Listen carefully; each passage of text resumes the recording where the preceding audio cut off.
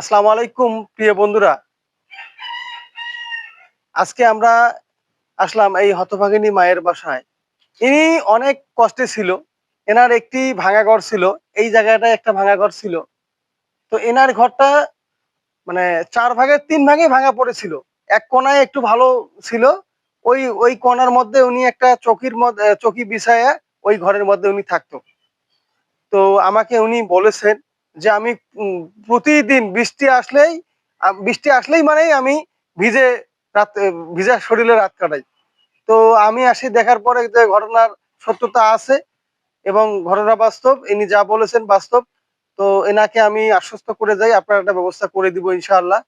তো অবশেষে এই ঘরটি এনার জন্য বরাদ্দ করা হয়েছে এবং আমরা এই ঘরটি উত্তোলন করতে সক্ষম হয়েছি।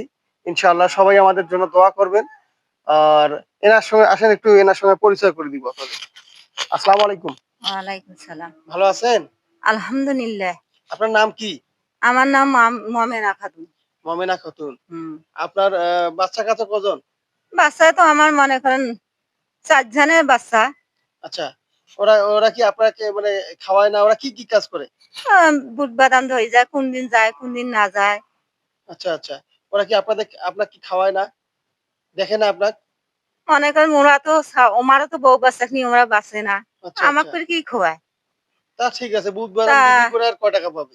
২০০ পায়, ২৫০ পায়, ৩০০ পায়। যেদিন আচ্ছা, যেমন। আচ্ছা, আচ্ছা। ডাল ভাত খাই। আচ্ছা, সার আচ্ছা। ঘাট না তরকারি টরকারি আল্লাহ খোয়ায়, আচ্ছা, দেয়। আচ্ছা, আচ্ছা, ওইটাই আচ্ছা। শান্তি। তো আ আপনি উম আপনার আপনার আপনারে আমি এর আগে এসেছিলাম। কথা দিয়েছিলাম যে আপনার জন্য একটা ব্যবস্থা করে দিব। আপনি কি কখনো কল্পনাও করেছিলেন যে এমন সুন্দর একটি ঘর আপনার হবে? না কখনো বাবা কল্পনা আমি করেছিলেন? ধারণা করিও জানি না বলে আমার ঘর দেবেন।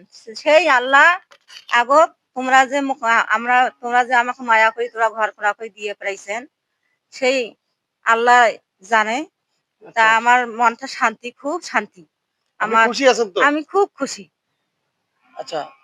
আপনার কে হয়? এদিকে আসেন। সামনে আসেন, কথা বলেন। আপনার কে হয় ইনি? মা হয়। একটু সামনে আসেন, এদিকে আসেন। মা হয়? হুম। তো আপনার মা যে এই ঘরটা পেয়েছেন, তাতে কি আপনি সন্তুষ্ট আছেন? হ্যাঁ, খুশি আছেন? হ্যাঁ। আলহামদুলিল্লাহ বলতে হবে। আলহামদুলিল্লাহ। তো প্রিয় বন্ধুরা, এই যে অসহায় মায়ের আর্তনাদ দেখে আমরা নিজেরাই হতভম্ব হয়েছিলাম। এনার একটি ভাঙা ঘর মানে ৪ ভাগের ৩ ভাগই ভাঙা ছিল। অনেক কষ্টের মধ্যে, অনেক দুর্দশার মধ্যে ইনি ছিল। এনার এই উপকারটা করতে পেয়ে আমি নিজেই আনন্দিত।